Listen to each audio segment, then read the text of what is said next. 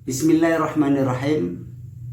Saudaraku kaum muslimin muslimat rahimakumullah, ikuti channel yang mantap ini, Diniyah Al-Ikhlas, media channel yang memuat tentang konten pembelajaran pembacaan Al-Quran, belajar kitab-kitab dari pondok pesantren, gurunya dari ustadz-ustadz terpilih yang akan terus saya share agar Anda terus mendapatkan informasi tentang pembelajaran agama.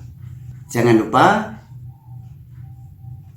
klik like, tulis komen,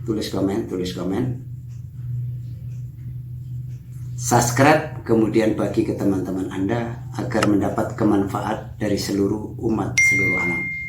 Wassalamualaikum warahmatullahi wabarakatuh. Bismillahirrahmanirrahim. Kitab Ahkamis Syiyam. Kita membicarakan tentang hukum-hukum puasa. Di sini kata siam, saum sama. Siam dari soma yasumu sauman. Secara bahasa lafadz saum artinya itu menahan, imsak. Imsak itu menahan diri. Secara istilah yang dikehendaki dalam bab puasa di sini, maknanya puasa adalah menahan atau imsak, menahan diri dari hal-hal yang membatalkan puasa dengan disertai niat tertentu dikerjakan sepanjang hari oleh orang yang bisa diterima puasanya, yaitu yang bisa diterima puasanya Islam, berakal, sehat. Sehat di sini maknanya yang wajib, ya. Bukan berarti orang sakit nggak sah puasanya, tidak. Maknanya sehat di sini yang wajib puasa itu ketika sehat mampu, nah, kemudian suci dari haid dan nifas. Ini secara definisi, nanti secara syaratnya diperinci. Kemudian dalam keterangan sekarang untuk menentukan puasa, kadang-kadang kita ramai di kalangan kita sendiri, hari Senin, hari Selasa, hari Opo, semua mempunyai kriteria masing-masing. Nah, ini memang ada beberapa pendapat di kalangan para ulama mengenai untuk menentukan bulan Ramadan. Ya. Di sini dalam keterangan orang Arab dan para ulama menentukan awal bulan dengan ru'yah, tidak hisab. Ya. Ru'yah itu dengan melihat bulan secara langsung, ya, baik dengan alat-alat yang sekarang mungkin sudah bisa digunakan. Nah, ini biasanya sudah ada ahlinya, tapi sebenarnya kalau pakai teropong nggak usah ahli pun bisa.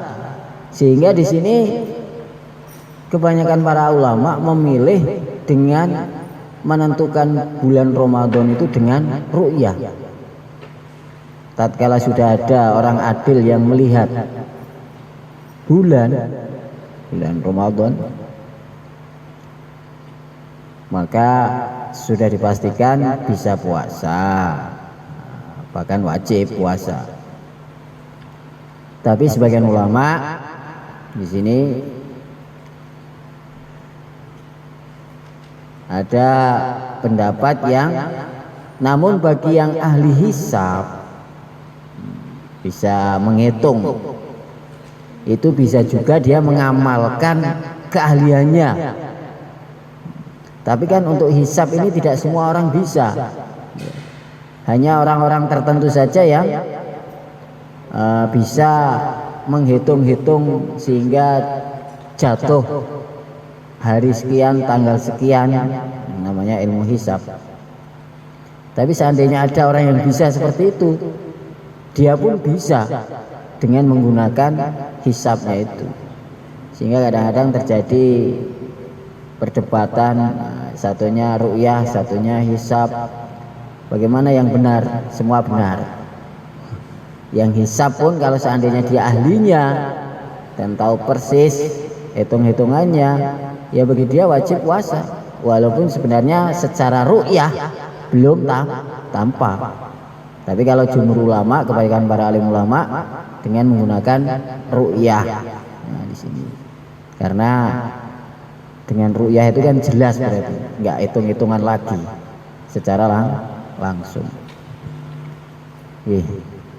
Lanjut sekarang syarat-syarat wajib mengerjakan puasa ada 3 perkara.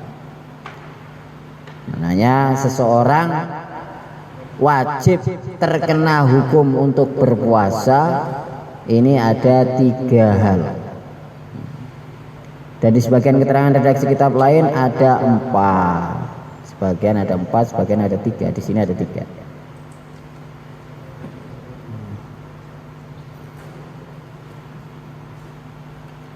Yang pertama Islam. Sehingga orang-orang kafir ketika masuk Islam yang nggak wajib mengqodoi puasa-puasa yang dulu ketika masih dalam keadaan kafir, belum masuk Islam. Berbeda dengan murtad. Kalau orang murtad nanti dia ketika kembali Islam wajib mengqodoi puasa-puasa yang ia tinggalkan dalam kondisi ketika murtad. Yang pertama Islam. Kemudian yang kedua baligh. Sehingga anak-anak yang belum baligh sebenarnya tidak wajib dari segi anaknya, ya. Tapi dari segi orang tuanya, tatkala anaknya sudah umur 7 tahun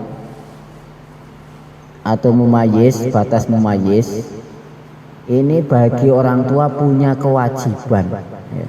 Jadi yang wajib untuk melatih. Kalau anaknya sendiri tidak wajib, tapi orang tuanya yang terkena kewajiban untuk mendidik anaknya mulai umur 7 tahun. 7 tahun sebagaimana dalam sholat, ya. Dan sebenarnya bukan hanya puasa sholat saja, tapi seluruh syariat agama ini mulai dididik sejak umur 7 tahun. Seandainya anaknya nggak mengerjakan, anaknya tidak masalah. Yang masalah orang tuanya. Kalau seandainya tidak mau mendidik, berarti dia meninggalkan suatu kewajiban. Dan nanti ketika umur 10 tahun baru boleh dipukul tatkala tidak mau mengerjakan hal-hal yang telah diperintahkan. Umur 10 tahun aja sudah dipukul, apalagi sudah baligh. Islam, kemudian baligh, kemudian yang ketiga berakal.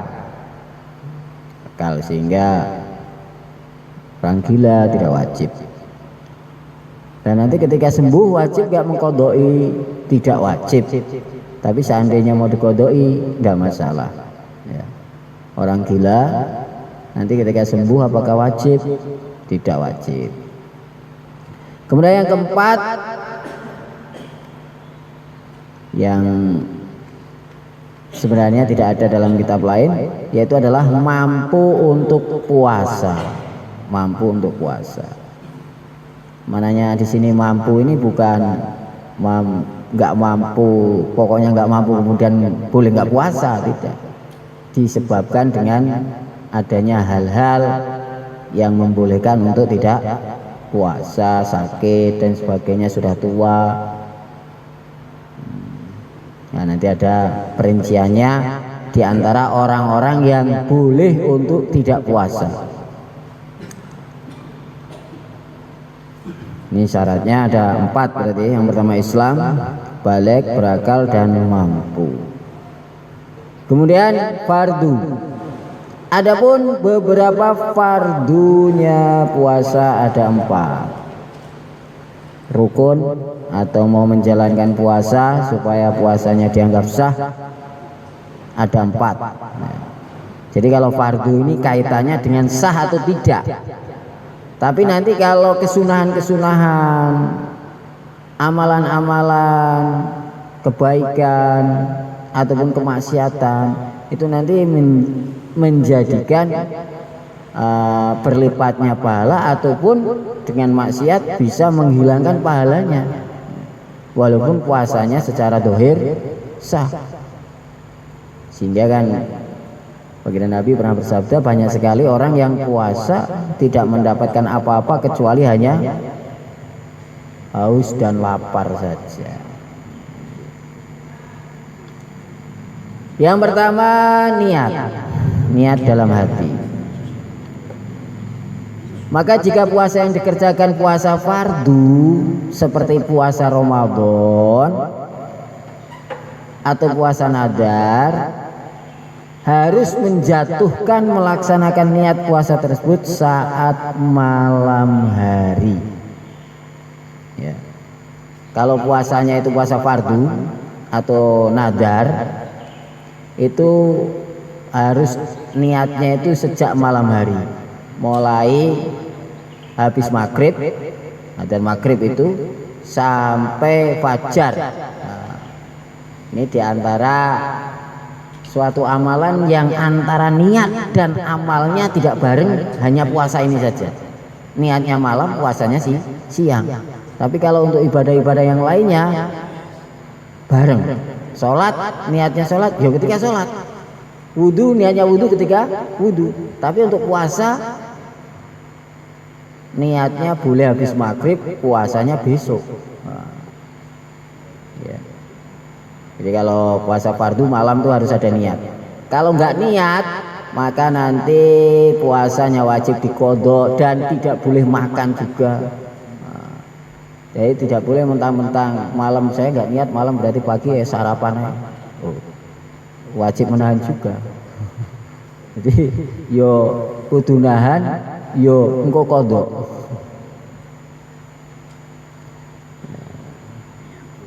Lah niat diniati mulai dari awal sebulan penuh itu bagaimana itu? Boleh enggak? Apakah sudah mencukupi sehingga nanti kalau seandainya ada yang terlewat kemudian sudah dianggap? Ini kalau menurut mazhab kita tidak, ya. Dengan niat pertama kali niat puasa penuh sebulan utuh, dengan niat itu tok itu belum cukup, harus setiap malam ada niat. Walaupun ada mazhab lain yang mengatakan boleh, bisa menggantikan seandainya nanti ada hari-hari yang terlewat lupa tidak niat. Terus bagaimana? Ya bagus juga menurut mazhab kita, bagus juga untuk dari awal itu ada niat untuk puasa sebulan utuh, sehingga nanti seandainya ada minimalnya masih ada ulama yang membolehkan, sehingga untuk hati-hati. Walaupun toh menurut mazhab kita tetap nanti wajib qodho, supaya kita tidak jatuh dianggap orang yang meninggalkan puasa gitu. Untuk hati-hati. Ini kalau puasa fardu. Kemudian dan hukumnya wajib menjelaskan tentang puasa fardu. Jadi fardu harus disebutkan, ya. Kalau hanya sekedar besok niat puasa tok tidak cukup, ya. Harus ada besok niat puasa fardu, walaupun tidak menyebutkan Ramadan. Yang penting ada kata-kata fardu, itu sudah cukup. Dengan seperti itu saja. Kalau secara lengkap ya seperti yang telah kita bunyikan bersama itu. Cuman di sini sebenarnya ada harokat yang perlu dibenahi. Mungkin sudah umumnya ya nawaitu sauma hodin an adai fardhi syahri. Sebenarnya Ramadhani itu. Kalau dalam kitab aslinya mengikuti ilmu nahwu itu yang benar itu Ramadhani, bukan Ramadan. Nawaitu sauma hodin an adai fardhi syahri Ramadhani hadihis sanati fardhu lillahi ta'ala. Di kampung-kampung Ramadan. Ya. Minimalnya niat puasa fardu. Niat puasa fardu. Nah, makanya di sini di kitab sini Ramadan itu tulisannya ini. Ya kan. Nawaitu samahodin anadai fardi Ramadhani hadihi sanati lillahi ta'ala. Ini niat yang sempurna.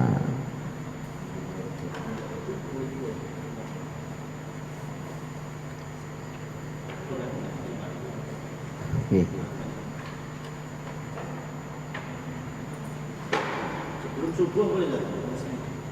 Ya niat itu pokoknya harus mulai antara tenggelamnya matahari dan sebelum fajar, sebelum subuh. Sebelum subuh.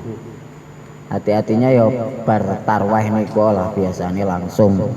Daripada ngenteni nggo sahur malah kelewat. Umumnya kita kan mengucapkan itu. Apakah Ya. hati sudah dianggap sebagai niat? Ketika hati mungkin Biasanya kalau diucapkan itu hatinya wis otomatis. soalnya maknanya belum paham. Tapi kan wis ngerti nak kowe niat puasa. Ya, minimalnya seperti itu. Mosok gak ngerti nak kowe niat puasa. Nggih. Nah, tidak harus tahu nawaitu niat sopo ingsun, wah tidak harus. Yang penting tahu kalau itu lafaz niat puasa. Nah, gitu. Seperti dalam niat sholat kan, usolli fardhu dhuhri, tidak harus tahu maknanya. Tapi seandainya tahu pun lebih bagus kan, sehingga menuju ke maksud. Ini kadang-kadang pujian kan. Ya tidak masalah. Ya kalau itu diniatkan pujian plus diniatkan mau niat puasa ya tidak apa-apa. Tapi kalau pujian toh nggak diniatkan, kalau itu untuk niat puasa hanya sekedar pujian yang belum dianggap. Jadi lafaz itu diucapkan kalau memang untuk ada niat untuk niat puasa. Tapi kalau sekedar untuk pujian nggak ada niat untuk puasa ya belum dianggap mengucapkan lafaz. Nah ini dalam masalah tadi niat sebulan utuh atau tidak, dalam keterangan ini ada sudah kita tengok dalam keterangan. Disunahkan pada awal Ramadan niat puasa sebulan penuh. Nah, tapi niat itu menurut mazhab Syafi'i cuma mencukupi untuk puasa 1 hari yang pertama saja. Mananya apa? Sehingga setiap hari harus diniati. Nah ini sedangkan menurut Imam Malik mencukupi untuk sebulan. Jadi hari berikutnya tidak wajib niat. Ini menurut Imam Malik, tapi mazhab kita tetap wajib. Tapi bagi kita pun, ini bagi mazhab Syafi'i boleh taklid. Taklid itu mengikut. Nah, di situ. Bagi mazhab Syafi'i boleh taklid, mengikut terhadap pendapat Imam Malik. Untuk jaga-jaga apabila ada hari yang lupa tidak niat, maka tidak perlu dikodok, tapi yang perlu diingat tetap setiap malam kita niat.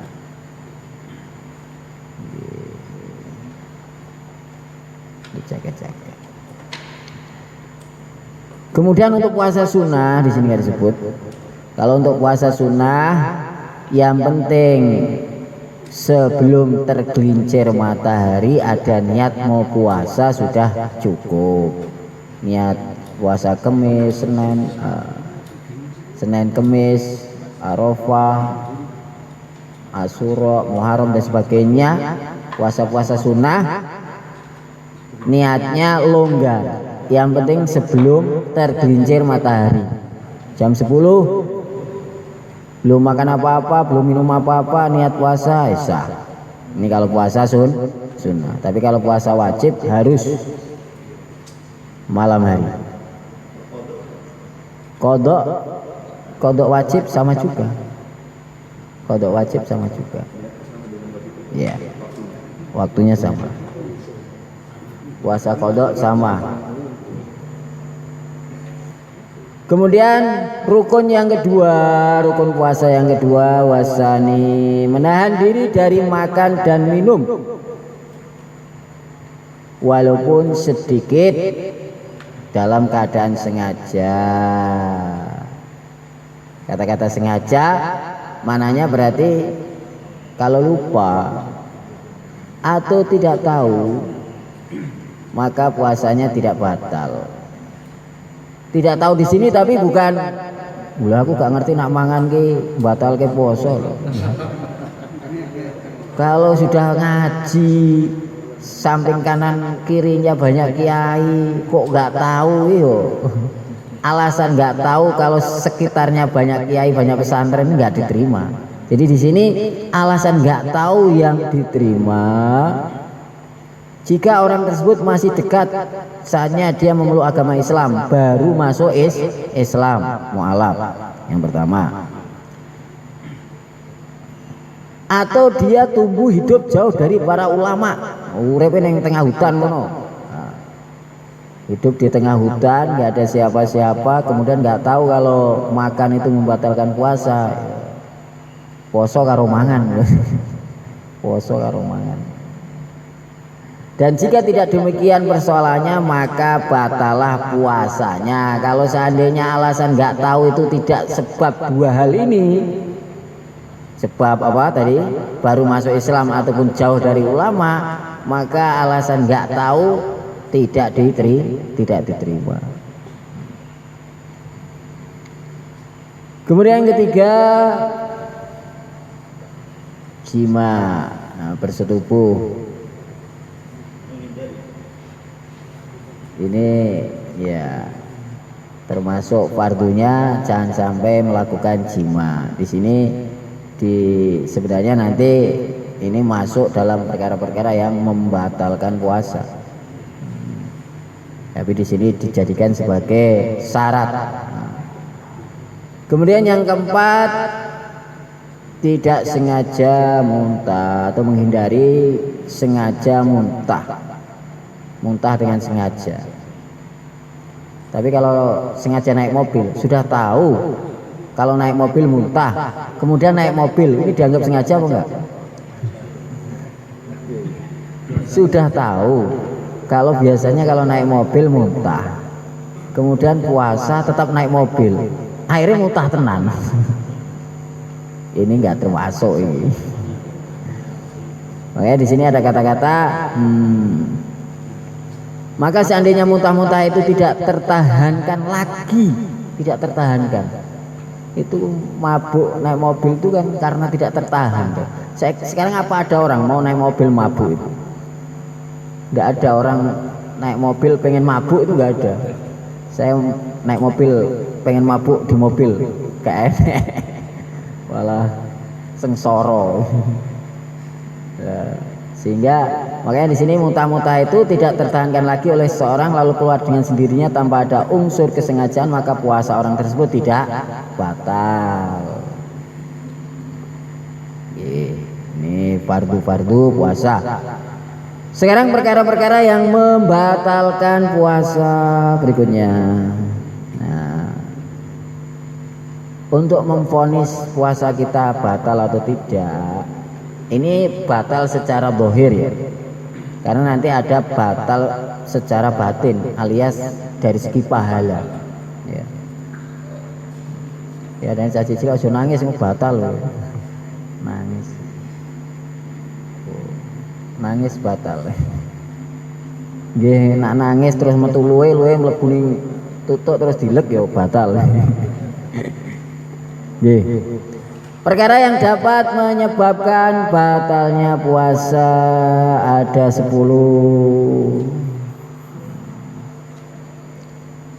Pertama dan yang kedua menjadi 1. Masuknya sesuatu, berarti kata-kata sesuatu itu berupa benda. Sehingga kalau angin, naik sepeda motor sambil mangap, kebuk angin, peken akhirnya masuk angin, keluarkan angin. Itu angin itu bukan benda, angin benda bukan? Enggak ada. kayak nyawa kan ini berupa benda barang yang ada, sehingga nanti kalau asar-asar hanya bekas rasa itu nanti selagi tidak ada warnanya itu nanti nggak masalah. Habis sikat gigi, malam sikat gigi, pagi biasanya kan ada rasa-rasa seger, kemudian menelan ludah yang ada rasa-rasa segernya, rasa Pepsodent dan sebagainya. Kalau sekedar rasa bukan bendanya tidak masalah. Sehingga biasanya ibu-ibu kalau nyicipi makanan, kalau hanya sekedar rasa tidak sampai zatnya, sedikit lepeh naik asin, nah, ini tidak masalah. Nah, karena itu bukan benda yang dirasakan, itu rasa, namanya merasakan. Kecuali nak nyicipi dan merasakan podo itu. Nyicipi sak piring, wah iya, gak cicit-cicit.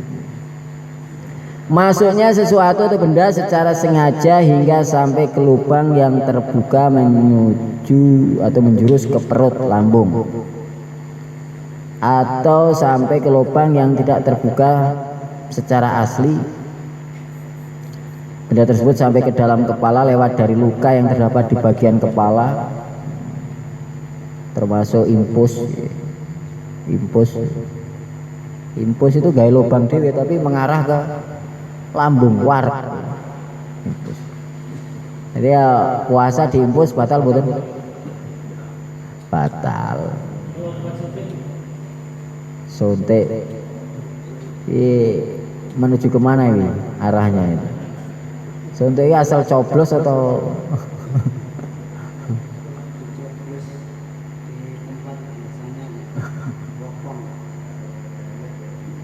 mengarah ke lambung nggak itu? Lubang. Kalau jadi yang batal itu kalau memang mengarah ke lambung. Ya. Tapi kalau tidak berarti ya enggak batal.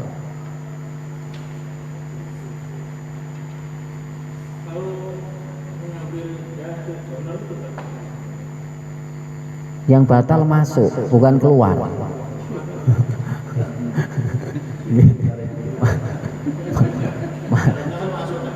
Jarumnya. Nah itu kan bukan ke lambung.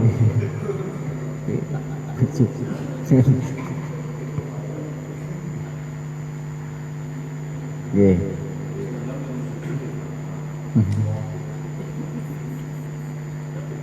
Ini suntik, ini di keterangan ini ada ini. Coba tengok keterangannya. Mengenai suntik di bulan puasa terdapat perbedaan ulama. Yang pertama, tidak membatalkan puasa jelas. Karena yang membatalkan puasa memasukkan suatu melalui lubang pada umumnya seperti hidung, telinga, mulut, lubang alat kelamin atau anus hingga masuk ke jauf. Jauf itu ke rongga dalam. Sementara dalam suntik bukan memasukkan melalui lubang yang pada umumnya.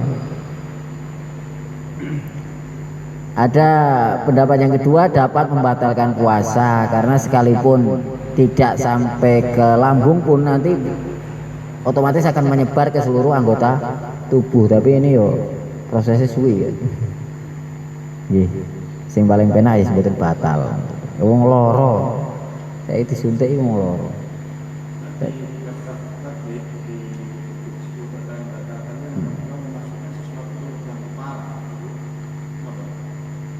Di sini juga ini nanti ya, jadi mungkin sejenis obat-obat yang untuk intinya daerah kepala itu kan ada lubang-lubang yang mengarah ke lambung seperti hidung kadang-kadang ya. Nes kalau lubang itu ya hidung, telinga, mulut. Di sini ada ini, sampai ke dalam kepala lewat dari luka yang terdapat di bagian kepala.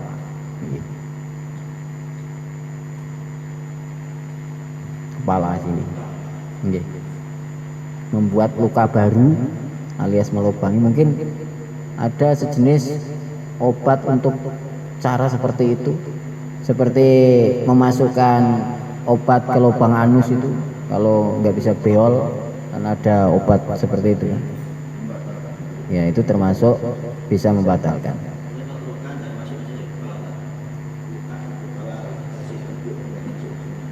Ya itu kan di luar, ini berupa cairan biasanya, itu disuntikkan ke kepala. Ada yang dibor. Ya, kadang-kadang ya dibor ada juga, seperti mengambil cairan-cairan di kepala itu dengan dimasukkan kemudian disedot. Ada juga yang jenis penyakit seperti itu. Ya.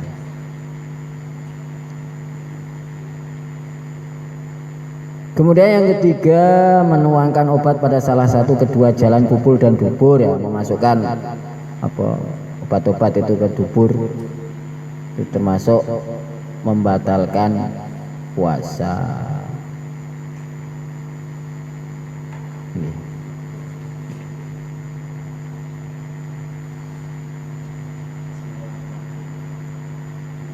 Kemudian lubang farji yang membatalkan puasa, daerah-daerah dianggap membatalkan itu masuk sampai mana?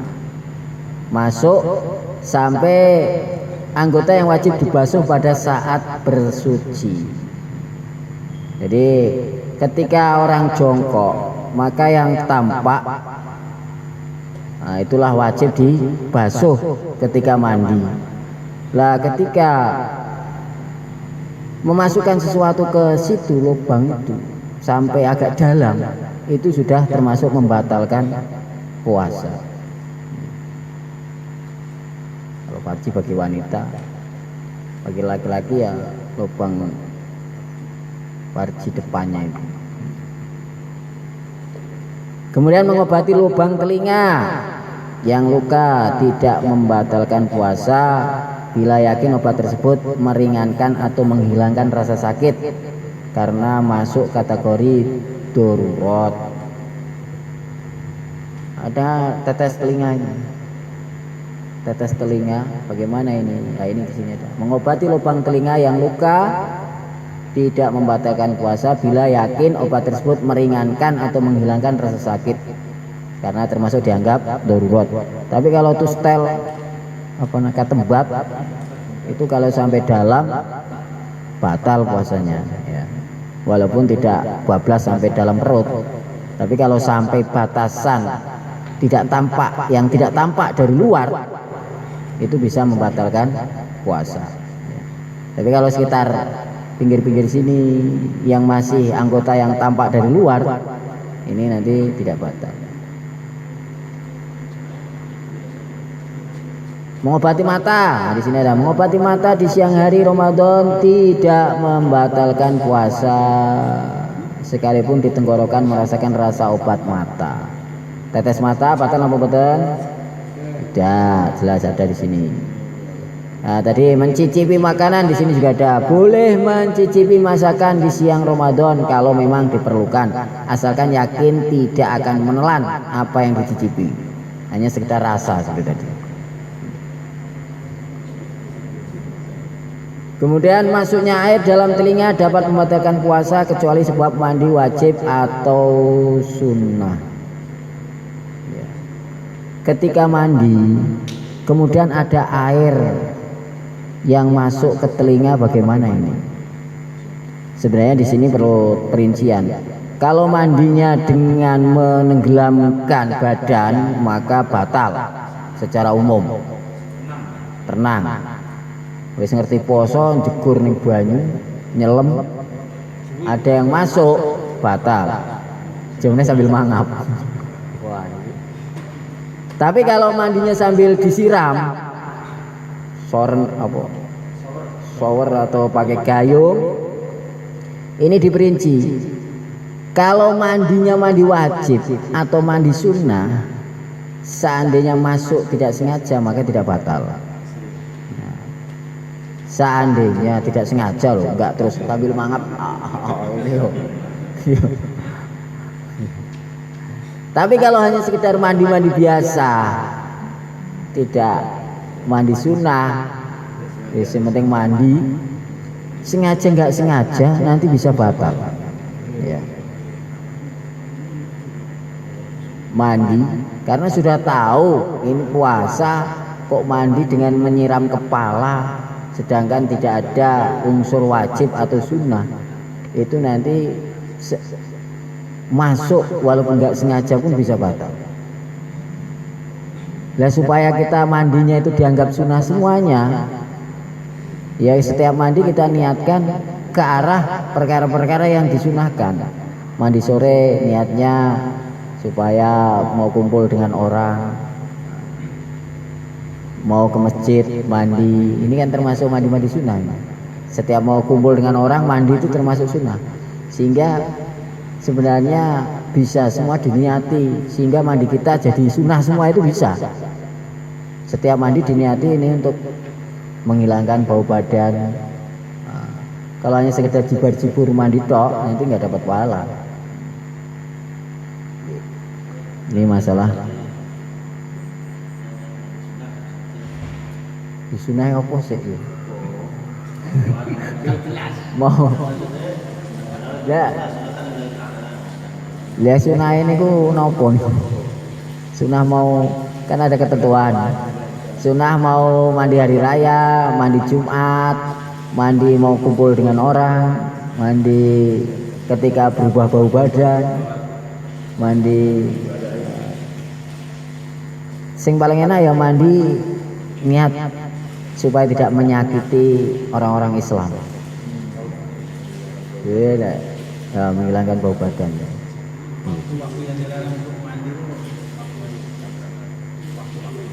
Waktu apa itu?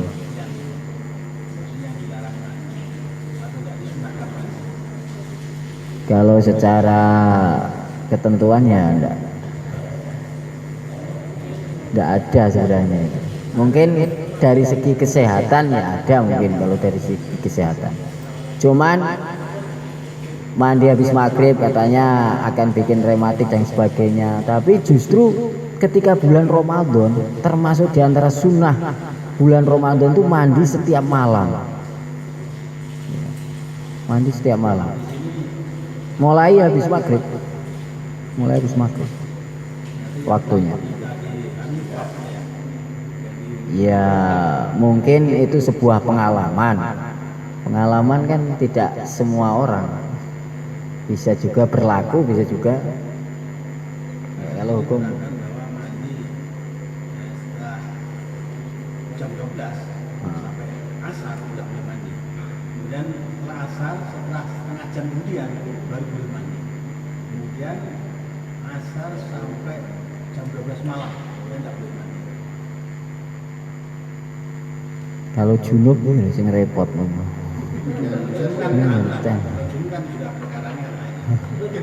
Yang secara umum mandi itu dari segi kesehatan atau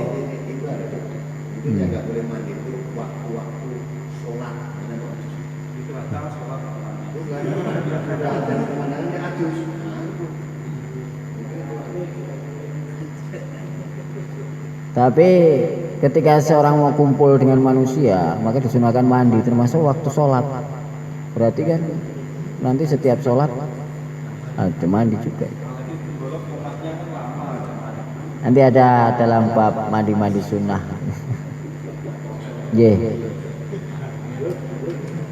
Lanjut. Kemudian sekarang hukum menelan ludah.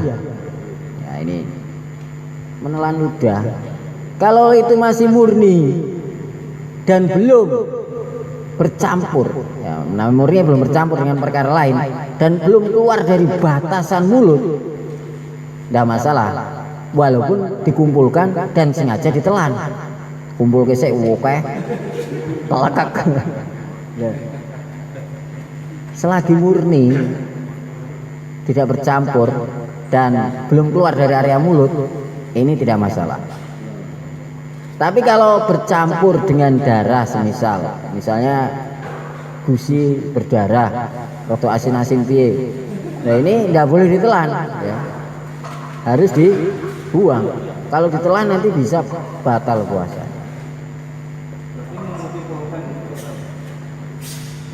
ngemut pulpen kalau pertama selagi ya ketika dimasukkan, bahkan siwak ya ini bukan pulpen aja, bahkan siwak kalau dalam kondisi basah kering pertama dimasukkan tidak masalah,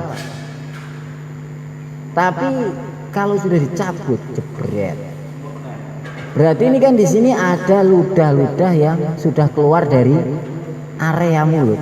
Ini kalau dimasukkan lagi yang kedua, kemudian menelan ludah yang setelah dimasukkan yang kedua, ini nanti bisa membatalkan, karena berarti di situ sudah bercampur dengan ludah yang sudah keluar dari area, termasuk dicuci. Nah ini, sehingga kalau kita puasa siwakan ketika bulan Ramadan jangan dicuci dulu kalau siang. Kalau dicuci dulu berarti dia akan memasukkan ada unsur air ke dalam, sehingga nanti kalau ditelan ludahnya berarti kita menelan ada perkara lain yang campur di situ. Ya, gitu.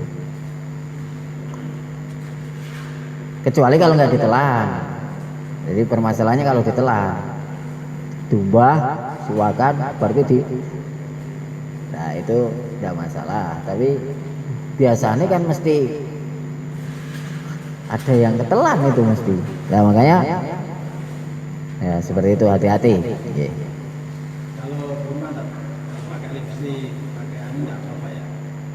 Lipstick itu kalau bibir itu kan di luar, area luar. Kemarin katanya ditanyakan sama tadi ya katanya batal.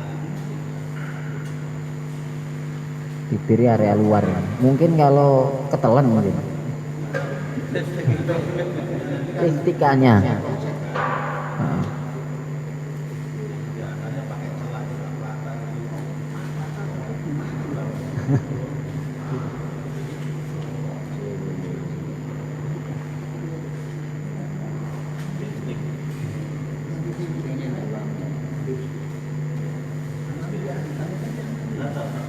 Lawong.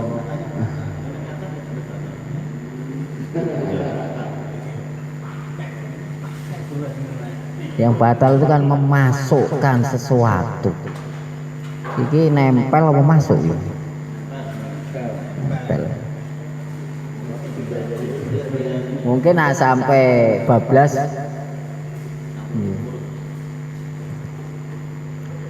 Kemudian memasukkan jari ke lubang anus sekalipun sedikit membatalkan puasa.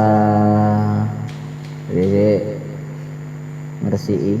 Tapi apabila cuma menyentuh permukaan anus tidak sah membatalkan puasa. Kemudian kalau wudhu, ketika wudhu kumur-kumur tertelan, batal gitu nih. Air tertelan saat berkumur bagi orang yang wudhu tidak membatalkan puasa apabila tidak dilakukan dengan mubalaghah. Mubalaghah itu menyangat-nyangatkan. Sudah tahu puasa, terus kelek, yo ini batal. Tapi kan sudah dibuang dulu.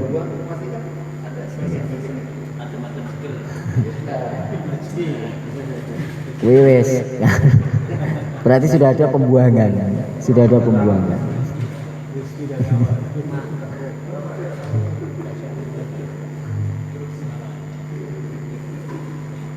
Sedangkan air tertelan saat berkumur bagi orang yang tidak berwudu, tidak untuk ibadah, membatalkan puasa. Tapi kalau dolanan enggak untuk wudu, untuk ngumbah mulut, hanya sekedar cuci mulut, tertelan batal.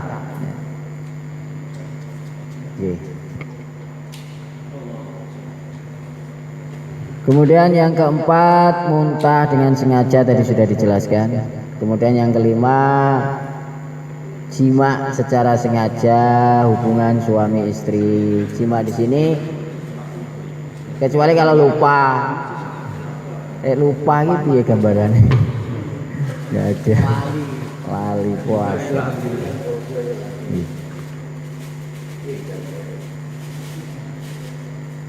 Kemudian yang keenam, keluar mani dengan sebab sentuhan, walaupun tidak jima. Jadi jimanya itu sendiri suatu membatalkan walaupun tidak keluar mani. Keluar mani tanpa jima kalau itu sebab mubasaroh, sebab sentuhan, walaupun diperbolehkan mungkin pakai tangan istri dan sebagainya, ini tetap batal. Tapi kalau mimpi tidak batal. Tidur bangun-bangun junub, batal enggak puasanya? Tidak batal. Tapi kalau sebelum tidur bayangkan dulu. Ini diperinci nanti. Sebagian ulama kalau seandainya sudah tahu, kalau sebelumnya membayangkan kemudian setelahnya dia bisa junub, maka kok dia membayangkan dan akhirnya junub, nanti bisa batal. Berarti maknanya dia sengaja kan, sudah tahu daya anunya tinggi, daya anunya tinggi, strome tinggi, kok tetap dikerjakan, ya nanti bisa batal.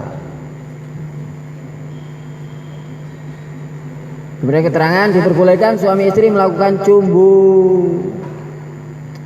Pacaran boleh suami istri itu. Tapi jangan sampai keluar mani, injal.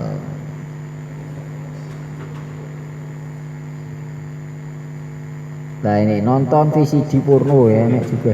Ya seperti tadi membayangkan tadi. Secara asli tidak batal kecuali kalau dia dengan seperti itu umumnya bisa keluar. Kemudian kok tetap dikerjakan dan keluar, ya batal. Berarti ada unsur sengaja.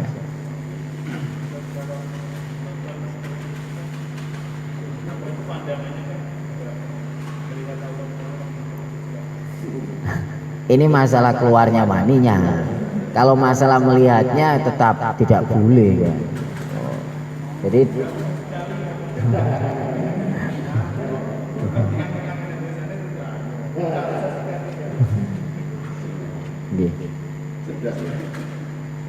kemudian ketujuh haid, kedelapan nifas, kesembilan gila, kesepuluh murtad, keluar dari Islam. Ya, ini perkara-perkara yang membatalkan puasa secara dohirnya. Maghribnya jam itu pun. Insyaallah nanti kita teruskan lagi maghrib insyaallah. Semoga Allah terima dan bisa mengamalkan. Ala diniyah wa kulinatin sholihah al-fatihah.